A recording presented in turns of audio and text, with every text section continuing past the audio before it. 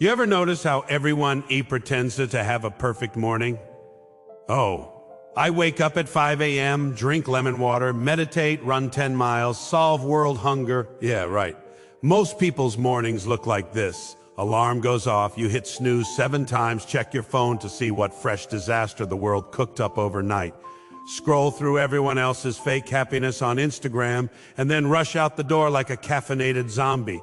And that's how potential dies, quietly, before breakfast. Every single morning you get a brand new starter, and somehow you manage to blow it before 9 a.m. Let's talk about that. Let's talk about how you're wasting your potential every morning for you, and how to stop doing that before your life becomes one long, slow snooze button.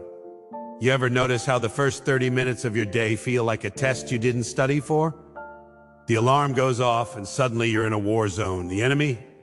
The snooze button. You hit it once, twice, maybe 5 times, like that's gonna somehow make waking up gentler. It never does. It just turns your morning into a negotiation between your body and your future. And your future keeps losing. Here's the thing. Those first 30 minutes after you wake up, that's the steering wheel of your day. You either grab it or you let the day drive you into a ditch. It's amazing how people say, I had such a bad day, like it was an accident, like a day just fell out of the sky and smacked them. No, you built that day, brick by brick. And the foundation was laid the second you opened your eyes. What's the first thing you do? Be honest. You reach for your phone. It's like a reflex, right? You check messages, scroll through other people's lives, stare at someone's breakfast smoothie like it's a news event. You wake up and immediately download everyone else's drama before you've even decided how you feel about your own life. That's insane. Imagine a pilot waking up mid-flight and just reading passenger complaints before touching the controls. That's you, every morning. There's actual science behind this madness. Harvard did a study showing that people who stay off their phones for the first 30 minutes of the day have 30% more focus and better moods. 30%! That's not small talk, that's a life upgrade. Think about that. By simply not touching your phone, you basically buy yourself a calmer, sharper brain. And what do most of us do instead? We trade that focus for a cheap dopamine hit and a bunch of bad news about people we don't even know. Now, I know what you're thinking, but I need to check my phone for work. Sure, because the world will collapse if you don't reply to an email at 6:03 a.m., right? Let me tell you something. Nobody ever got fired for taking a breath before diving into chaos. The truth is, most people are addicted to being busy, not productive. It's not that you weigh hay feet to look at your phone. It's that you can't stand being alone with your thoughts for half an hour. Because thoughts are heavy. They ask questions like, am I really doing what I want with my life? Or is this the best I can do? Easier to just check the weather and complain about it. What you do in those first moments is programming. You are literally teaching your brain what matters. If you start the day in panic, your brain thinks panic is important. If you start in calm, it assumes calm is worth protecting. That's why the people who take 5 minutes to breathe, stretch, write something down, or even sip coffee in silence, they seem almost unfairly balanced. They didn't win the genetic lottery. They just took control of the steering wheel before the day could hijack it. Let me give you an example. I knew a guy who used to wake up and check stock prices first thing every single morning. Didn't even brush his teeth first, just rolled over and looked at numbers. He was always anxious, always twitchy. I asked him once, why do you do that? He said, because I like to start my day informed. No, he liked to start his day in chaos. Eventually, he switched it up, left his phone in another room, started journaling for 10 minutes, nothing fancy, just wrote what he was grateful for or what he wanted to do. Within a month, he said he felt like his mind finally had space. You know what happened to his trading results? They improved, because he wasn't reacting anymore, he was out deciding. Oh, man, that's the point, decision. The first 30 minutes decide who's in charge, you or everything else. Life's full of noise, ads, opinions, emails, memes, alerts. And if you don't filter it, it'll drown you before breakfast. You'll be exhausted by 10 a.m. and wonder why. It's because you've already burned your mental energy on things that don't matter. You gave away the sharpest part of your mind to nonsense. You ever meet someone who's constantly saying, I just don't have time? Everyone's got the same 24 hours, but some people start their day by steering it, and others start by scrolling it. That's the difference. One person builds momentum, the other builds excuses. You want to see what potential looks like wasted? Look at the guy in line for coffee staring at his phone, frowning at someone's vacation post. He's not in Italy, but he's jealous like he paid for the trip. That's what we do. We start the day by comparing, complaining, consuming. No wonder we feel like we're running out of time. We gave it away before sunrise. Here's a radical thought. What if you woke up tomorrow and for 30 minutes you just existed? No screens, no news, no demands, just you, maybe a notebook, maybe a walk, maybe silence. You'd probably hear something you haven't heard in a long time, your own damn thoughts. You might remember what you care about. You might realize that your job isn't your identity, that your phone isn't your brain, and that the world will still spin if you take time to breathe, because that's what those first 30 minutes are. A sacred window before the world barges in. You can fill it with noise or you can fill it with intention. You can scroll or you can steer. One gets you through the day. The other gets you through life. And the wild part, you already know this. You've had those mornings where you woke up right, where you felt clear and unstoppable. You've tasted that version of yourself, but you keep trading it for the quick hit, the snooze, the scroll, the rush. Stop doing that. Life's short enough without wasting the best part of it before you've even brushed your teeth. Because the truth is, the world doesn't decide how your day goes. You do. Every single morning, first 30 minutes, steering wheel's right there. Grab it before it's gone. You ever notice how people brag about being tired like exhaustion is some kind of status symbol? I only slept 4 hours last night. Oh, congratulations, you're halfway to becoming a zombie. It's like somewhere along the way we decided sleep was for the weak and caffeine was a personality trait. People walk around like sleep is an optional upgrade, like Bluetooth or seat warmers. You'd only needed it, but it's nice if you have it. That's not how it works. Sleep isn't optional, it's the operating system. You shut that down and everything else starts glitching. Your memory, your focus, your emotions, your patience, your health. But we've been conditioned to think that being constantly tired means you're working hard, that you're hustling. What a scam. We glorify burnout like it's ambition. The grind culture loves to tell you, sleep when you're dead.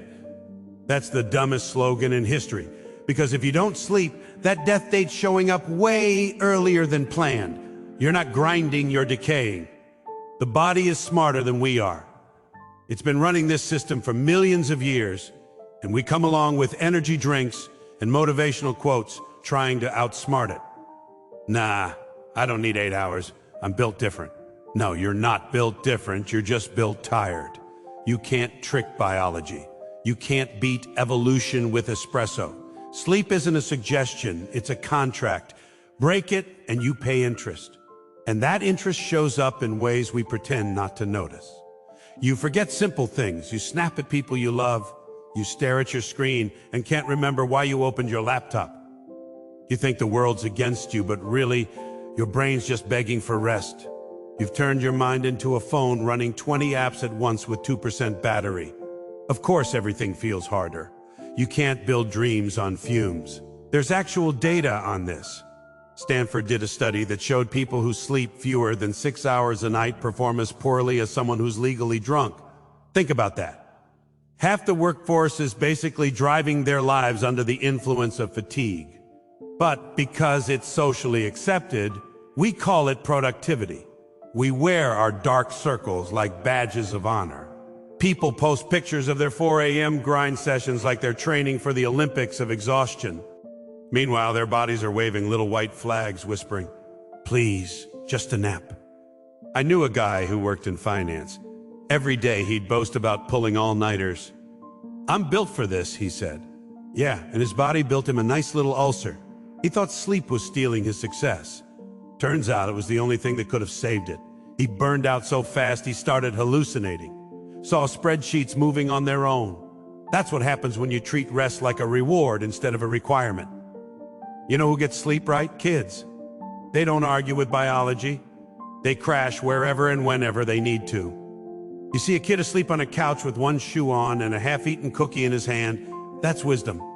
Somewhere between childhood and adulthood, we lost that instinct. We replaced it with guilt. We feel bad for resting. Like if you're not suffering, you're slacking. But rest isn't laziness, it's maintenance. You wouldn't drive your car until the engine blows and then act shocked it doesn't run anymore. But people do that with their minds every single week. Here's the cosmic joke. Sleep doesn't take time away from success, it gives you time to be successful. When you're rested, you think clearer, move faster, and make better decisions. Sleep is where your brain does the cleanup. It's like night shift for your mind. Sorting files, deleting junk, recharging your willpower. Skip that and everything piles up. You wake up heavy. That's not life crushing you, that's unprocessed garbage in your head. And dreams, remember those? Not the metaphorical ones, the actual dreams. That's where creativity hides. Every great thinker, every innovator, every artist, they understood that rest and imagination are lovers. You can't create anything meaningful from exhaustion. You can copy, repeat, survive, but you can't invent. EA fatigue is the enemy of genius. Look at athletes. They train hard, but the smart ones sleep harder. LeBron James reportedly sleeps up to 10 hours a night. You think that's weakness? No, that's strategy, because he understands you don't perform from effort alone. You perform from recovery. You can't be at your best if your body's still paying off yesterday's sleep debt. And it's not just physical. Lack of sleep makes you emotionally stupid. You cry over commercials, you take everything personally, and you start arguing with strangers on the internet. When you're tired, small problems feel like end-of-the-world scenarios. You lose perspective. The body's fine, but the brain's fried. And people wonder why they're anxious, depressed, unfocused, they're just tired. But nobody wants to say that because it sounds too simple. We spend billions on vitamins, supplements, therapy apps, and motivation podcasts when half the time the cure is 8 hours under a blanket. We chase clarity like it's hiding somewhere exotic when it's literally waiting for us in bed. Sleep isn't stealing your time, it's multiplying your power. Every great day starts with the night before, so maybe it's time to stop treating sleep like a side hobby. Maybe it's time to stop worshiping fatigue. Because success without sleep isn't success, it's survival. And survival isn't living, it's waiting to crash. You can't outwork exhaustion forever. The bill always comes due. You've got one body, one mind, one shot. Let them rest. Not because you're weak, because you finally got smart enough to realize that the world looks a whole lot better when you've had a good night's sleep. You ever notice how most people wake up and immediately act like the world owes them bad news? The alarm goes off, and the first instinct is to check what went wrong overnight. Emails, headlines, text messages, notifications, world disasters, someone's breakup, someone else's breakfast. It's like we can't start our day until we've confirmed the planet is still on fire. People don't wake up into life anymore. They wake up into reaction mode. They're not even living their own lives. They're living everyone else's chaos on repeat. Think about it. Before you've even brushed your teeth, you've already been emotionally manipulated by a screen. Some influencer tells you you're behind on your goals. A coworker emails at 6 a.m. demanding something.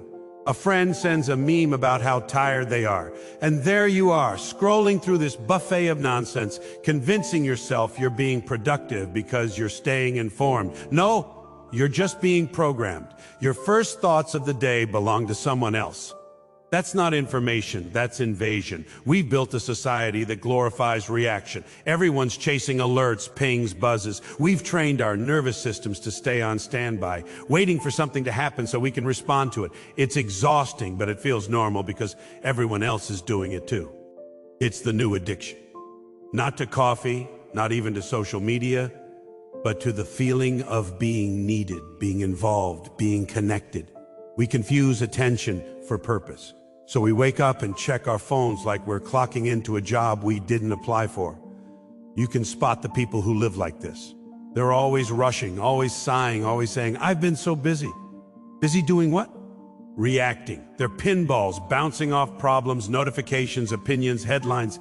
They don't move through life. Life just keeps bumping into them. And when you live like that, you lose control. You stop steering your own story and just start responding to whatever nonsense shows up next. There's a line I heard once: if you don't run your day runs you. That's not motivational fluff, it's a warning label. Because when you start every morning by reacting, you hand over the remote control of your mood. One bad email, one annoying post, one stupid headline, and your whole day's shot. You can feel your blood pressure rise before breakfast. It's not that the world's getting worse, it's that you've let it in before you've built your own armor. Let's be honest. Most of us are addicted to drama we pretend to hate. We say, "Oh, I can't stand all this negativity," as we refresh our feeds for the 5th time before coffee. We crave it. It gives us something to complain about, something to feel, something to distract us from our own thoughts. Because sitting in silence for 10 minutes might mean facing ourselves, and that's terrifying. So instead, we drown in noise and call it staying informed. You know what's funny? Your brain doesn't even know the difference between real stress and imagined stress. You read some disaster headline about something happening across the world, and your body reacts like it's happening in your kitchen. Adrenaline spikes, heart rate jumps, cortisol floods your system, and all before you've even left bed. That's how millions of people start their day, chemically stressed about things they can't control. And then they wonder why they're tired, angry, anxious, distracted. You can't live on constant alert and expect to feel peaceful. I knew a woman who used to wake up and check her phone before her feet hit the floor. She'd scroll for 20 minutes, reading emails and doom headlines, and by the time she got out of bed, she already hated the day. I asked her why she did it, and she said, "I want to know what I'm up against." That right there, that's the mindset that keeps people stuck. Life isn't a battle every morning, it's an opportunity. But you can't see opportunity through a lens of constant defense. What if, instead of reacting, you started creating? What if the first thing you did each morning was decide what mattered to you before the world told you what mattered? Imagine waking up and asking, "What do I want to build today?" Instead of, "What do I have to deal with?" That small shift from defense to offense changes everything. Because when you decide your priorities before the chaos starts, the chaos doesn't hit as hard. You stop being a puppet to circumstance. You become the one pulling the strings. It's not about ignoring the world. It's about not letting it own your peace. Take 5 minutes in the morning, just 5, to set your tone. Sit in silence, stretch, breathe, write something down. Think about one thing you want to move forward, one thing you're grateful for, one thing you'll refuse to let ruin your mood. It sounds simple, but it's powerful. That's you reclaiming control. That's you telling your brain, "I'm the one driving today." The truth is, reaction mode is easy. It's lazy living. You don't have to think, you just respond. But it's a trap, because it keeps you busy but never fulfilled. You spend your energy fighting fires that don't matter instead of lighting your own spark. You wake up every day chasing someone else's urgency while your own dreams sit there waiting for you to remember them. And let's not pretend the world makes it easy. Everything's designed to hijack your attention. Apps, ads, headlines, they're all screaming for that first glance of the morning, because whoever gets your focus first usually keeps it. That's how influence works. So when you reach for your phone first thing, you're basically handing over your brain on a silver platter. But here's the beautiful thing, you can take it back. You can wake up and choose to start from intention instead of reaction. You can choose to be the creator of your day instead of the victim of it. You can set the tone instead of surviving the noise. That's the real morning power. Not coffee, not motivation quotes, but control. The people who win in life aren't the busiest ones, they're the calmest ones. They wake up slow, they think, they breathe, they choose their first thoughts carefully because they know the rest of the day will follow their lead. They don't wait for peace to appear, they build it minute by minute before the world even gets a chance to interrupt. So tomorrow, before you let the world in, take a second and remember, you're not here to react, you're here to act. The difference between the two is everything. You ever notice how people only get excited about the big stuff? They want the promotion, the six-pack, the million followers, the overnight success story. Everyone's waiting for that one giant moment that changes everything. The problem is, that moment doesn't exist. Life doesn't work like a movie montage where you wake up one day, run up some stairs, and suddenly you're a champion. Real life is quieter than that. It's slower, messier, and built out of 1,000 tiny wins stacked on top of each other. But nobody wants to hear that, because small wins don't look sexy on social media. Nobody's out here posting, "I didn't hit snooze today," or "I drank water instead of soda." That's not viral material, but that's how real success starts, invisible and unglamorous. The truth is, people ignore small wins because they don't feel like progress. We live in a culture of instant gratification, where everything has to be big and now. You go to the gym once, don't see abs by Thursday, and quit. You try to learn something new, get frustrated after a week and say, "Guess I'm just not good at this." You save $50, then look at your dream house and think, "What's the point?" That's how most people kill their potential. Not with failure, but with impatience. You want fireworks when life gives you candles. You blow them out because they don't impress anyone. Here's the secret. Small wins compound. They're sneaky. They don't feel like much in the moment, but they stack up quietly until one day they explode into something powerful. You've seen this in every part of life. You brush your teeth every day, not because brushing once does anything, but because doing it every day prevents disaster. The same rule applies to everything that matters. Discipline is invisible until it isn't. I once knew a guy who wanted to write a book but kept saying he didn't have time. So I told him, "Write 1 page a day." He laughed, said it was too little to matter. A year later, I asked him how the book was going. He hadn't written a thing. You know how many pages he'd have if he'd done that too little plan. 365. That's the power of small wins. They don't look like much until you realize you built something huge while everyone else was waiting for motivation to strike. We've all been sold this myth that success is one giant leap. Like people just make it out of nowhere. You see someone blow up online, someone get rich, someone fit, and you think, "Wow, must be nice." What you don't see is the 5 years of boring, thankless consistency that came before the explosion. The world claps for the performance but ignores the rehearsal. We reward outcomes, not habits. That's why so many people feel stuck, because they're comparing their behind the scenes to someone else's highlight reel. It's easy to overlook progress when it doesn't make noise. You read 10 pages, make 1 sale, eat 1 healthy meal, no one cares. You care for 5 minutes, then forget. But that's the trap. The small win is the system. It's the foundation that holds everything else up. Every empire started with 1 brick. The problem is we live in a society where everyone's obsessed with the skyscraper, but nobody wants to mix the cement. You ever wonder why people who succeed long-term seem so grounded? It's because they learn to fall in love with small wins. They celebrate the reps, the pages, the quiet mornings when nobody's watching.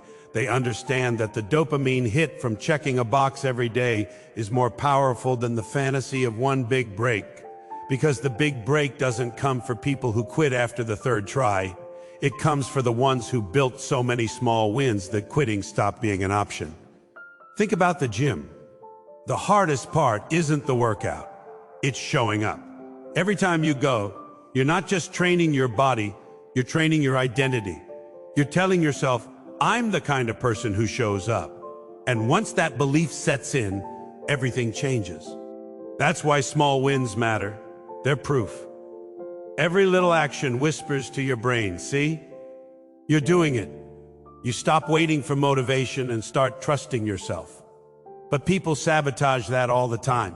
They say, "What's the point of walking for 10 minutes? What's the point of saving $5? What's the point of meditating for 5 minutes?" The point is momentum. You can't steer a parked car.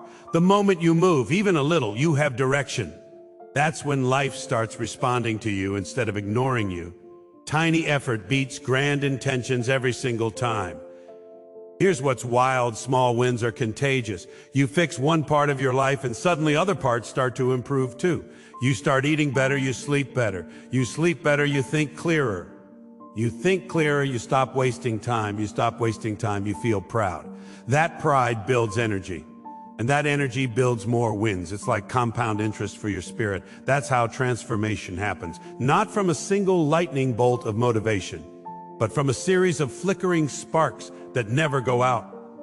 I remember reading about an Olympic coach who said, "We don't train for medals, we train for habits. Because when you master the habit, the medals take care of themselves." That's life in a nutshell. People chase results, but results are the echo of what you repeatedly do. You can't fake small wins. They're the receipts for effort. And if you stack enough of them, they start speaking louder than any goal ever could. The funny thing is, once you start respecting small wins, you stop needing applause. You don't need validation. You become self-propelled. That's the real freedom. When the act of doing becomes the reward. When waking up and showing up feels like victory. That's when you realize success isn't something you reach, it's something you practice. So, yeah. Maybe small wins don't make headlines. Nobody's writing articles about the person who quietly kept their promise to themselves today, but that's where real strength lives, in the silent victories that nobody sees, because one day those small wins stop being small. They turn into something unshakable. And by the time the world finally notices, you'll be too busy winning again tomorrow to care. You've forgotten why you're even doing this. That's the silent disease of our generation. We wake up every morning like we're late for something, rushing, scrolling, gulping coffee, like we're refueling a race car. But for what? What race are we even running anymore? Somewhere along the way, you stopped asking why. You just kept moving because everyone else was moving, and slowing down felt like falling behind. The truth is, most people aren't living, they're just happeninger. They wake up, go through the motions, and call that a life. But if you ask them what they're chasing, they'll look at you like you just unplugged their Wi-Fi. It's crazy, isn't it? You used to have fire. You had that raw, reckless belief that you could be something. Remember that? The late nights dreaming, the crazy plans, the way your heart used to pound when you thought about what you wanted to build. And now, you're checking emails half asleep, arguing with people online, and convincing yourself that someday you'll get back to it. Newsflash, someday isn't a day on the calendar. It's a graveyard for dreams. Every time you say someday, you're basically sending your potential a sympathy card. We've traded our why for comfort. And comfort is a sneaky thief. It doesn't rob you with force, it just tucks you in and whispers, "You're fine. You've done enough." That's how dreams die. Not with a bang, but with a snooze button. You were supposed to build, to create, to lead, to live loud enough that your life left an echo. Instead, you're surviving. Living like your only goal is to make it through the week so you can collapse in front of Netflix and pretend that's freedom. That's not freedom, that's sedation with Wi-Fi. And here's the part nobody tells you. Losing your why doesn't happen overnight. It fades slowly, like your favorite jeans. First, you start compromising. I'll skip today, I'll do it tomorrow. Then you rationalize, well, everyone else is tired too.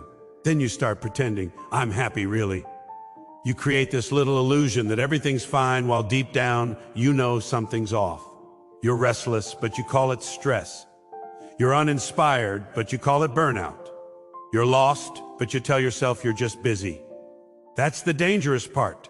You can't fix what you refuse to name. Look around. The world is full of people running on autopilot, chasing goals they don't even remember choosing. They work jobs they hate to buy things they don't need to impress people they don't even like. And when you ask them why, they say, that's just how it is. No, it's not. That's how it's become. We've built a culture where meaning is optional and distraction is mandatory. You can't even stand in line without pulling out your phone. God forbid you spend 30 seconds alone with your thoughts. Remember when you were a kid and you wanted things? You didn't just want them because they looked good on a vision board. You wanted them because they made you feel alive. You wanted to be an astronaut, a musician, a writer, a builder. You wanted to matter.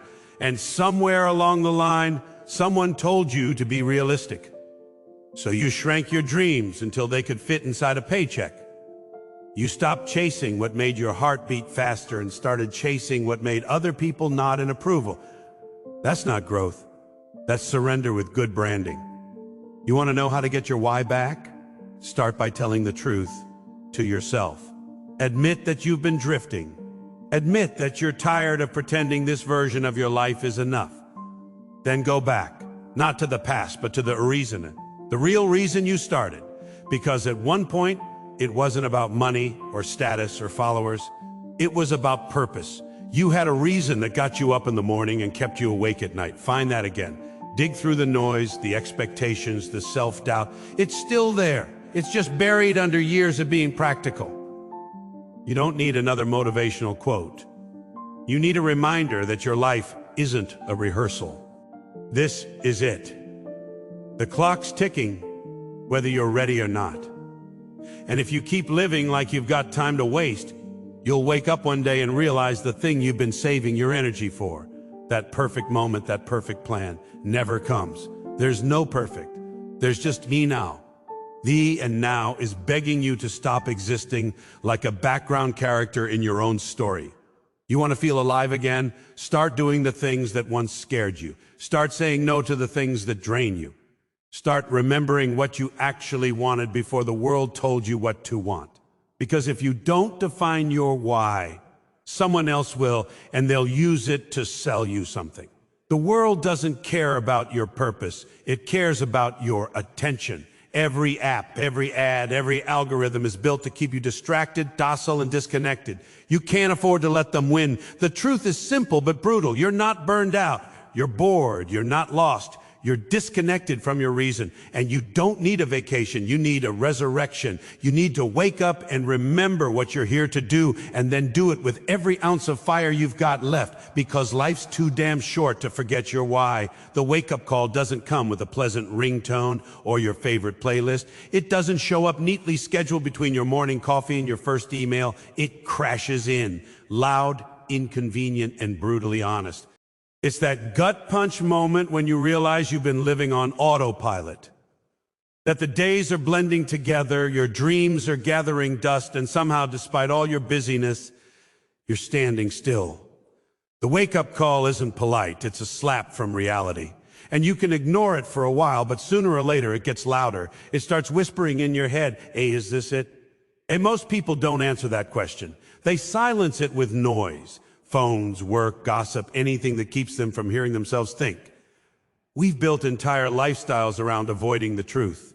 We keep scrolling, keep consuming, keep pretending that everything's fine while our potential rots under the surface. We've mistaken activity for progress and distraction for purpose. The truth is, the world doesn't need more busy people. It needs more awakey people. People who look around and say, "This isn't enough. I can do more. I can be more." But that realization, it's not comfortable. Waking up never is. It's easier to stay asleep in the warm, soft bed of routine, doing the same things every day, telling yourself you're okay because you're not failing ye too badly. That's the trap. You're not miserable enough to change, but you're not happy enough to stay. So, you live in this gray zone of fine. You tell people you're doing good, but deep down, you know you're lying. Fine is the language of the half-alive. The wake-up call comes differently for everyone. For some, it's a job loss, a breakup, a death, or a health scare. For others, it's something quieter. A look in the mirror one morning where you don't recognize the person staring back. You see the same face, but the spark's gone. You look tired, not just in the body, but in the soul, and that's when it hits you. Somewhere along the way, you traded your fire for comfort, your curiosity for convenience. You've become efficient at surviving, but terrible at living. We don't talk about that enough. We glorify the grind like exhaustion is a badge of honor. We post quotes about hustle and discipline, but we never talk about how many people are grinding in the wrong direction. You can work 12 hours a day and still go nowhere if you're climbing the wrong damn ladder, and most people are. They're chasing promotions, likes, validation, anything that feels like meaning. But meaning doesn't come from the applause of others. It comes from answering that inner question. What am I really doing this for? The wake-up call is life's way of reminding you that time isn't a renewable resource. You don't get to catch up later. You can't store motivation in the fridge for next week. Every day you waste in numb routine is a day you don't get back. You're not waiting for the right moment, you're wasting the only moment you have. There's no later, there's only now, and the now is quietly slipping through your fingers while you tell yourself you're thinking about it. Thinking doesn't change anything. Doing does. You ever notice how people talk about their dreams like their bedtime stories? One day, I'll start that business. One day, I'll write that book. One day, I'll move there, try that, be that. But one day is the biggest lie we tell ourselves. There's no one day. There's only the day you finally get tired of your own excuses. That's the real wake-up call, the moment you look at your life and say, I've had enough of my own bullshit. That's when things change. And yes, it's terrifying. Waking up always is.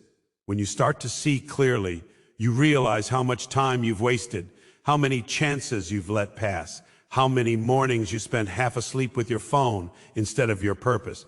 But don't let guilt stop you. Let it ignite you, because guilt means you care. It means you still feel that spark under the ashes.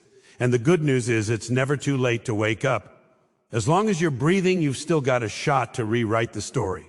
The world doesn't owe you clarity, passion, or success. You have to earn them by choosing awareness every damn day.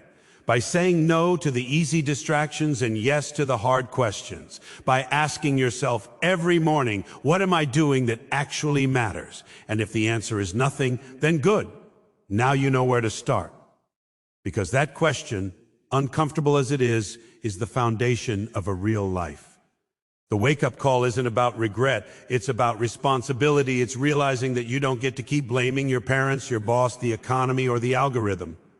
You are responsible for what you do with your potential. You don't control every event in your life, but you control how long you stay asleep after it hits you. You can either wake up angry, make changes, and build something worth remembering, or you can hit snooze and let the world move on without you. At the end of the day, that's what it all comes down to. The wake-up call isn't about making your bed earlier or drinking green smoothies. It's about deciding to show up for your own life, to stop being a background character in your own story, to stop pretending you're fine when you're really just numb. It's about standing up, shaking off the fog, and saying, enough. I'm done sleeping through my life. Because the truth is, the world doesn't need another dreamer. It needs more people who are done dreaming. And finally, I awake